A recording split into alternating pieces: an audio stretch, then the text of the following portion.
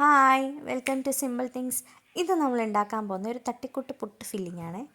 ആഹാ കൊള്ളാലോ, തട്ടിക്കൂട്ട് പുട്ട്. ഓക്കെ, അപ്പോൾ നമ്മളൊരു ചട്ടി എടുക്കുക, ചട്ടിയിലേക്ക് ലേശം വെളിച്ചെണ്ണ ഒഴിക്കുക, അതിലേക്ക് കടുകിട്ട് പൊട്ടിക്കുക.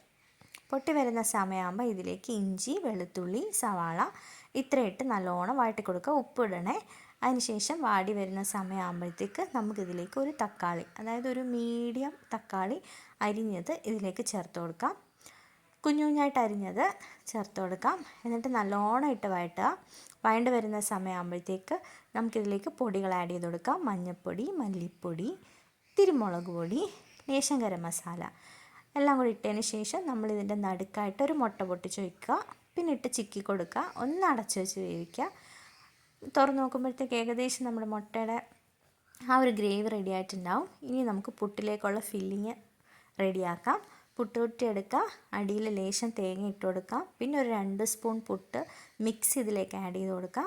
പിന്നെ നമ്മുടെ ഗ്രേവി മിക്സ് ഇതിൻ്റെ പുറത്തേക്ക് ആഡ് ചെയ്ത് കൊടുക്കാം. നല്ലോണം ഫില്ല് ചെയ്ത് ആഡ് ചെയ്യണം.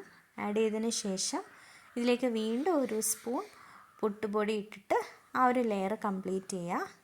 അതിനുശേഷം അതിൻ്റെ പുറത്ത് തേങ്ങ ഇട്ട് കൊടുക്കാം. തേങ്ങ ഓപ്ഷണലാണ്, വേണമെങ്കിൽ ഇട്ടാൽ മതി. ഓൾറെഡി നമ്മൾ ഇട്ടിട്ടുണ്ടായിരുന്നല്ലോ. അപ്പോൾ ആവിയിൽ വേവിച്ചെടുക്കാം. അടിപൊളിയാണ്.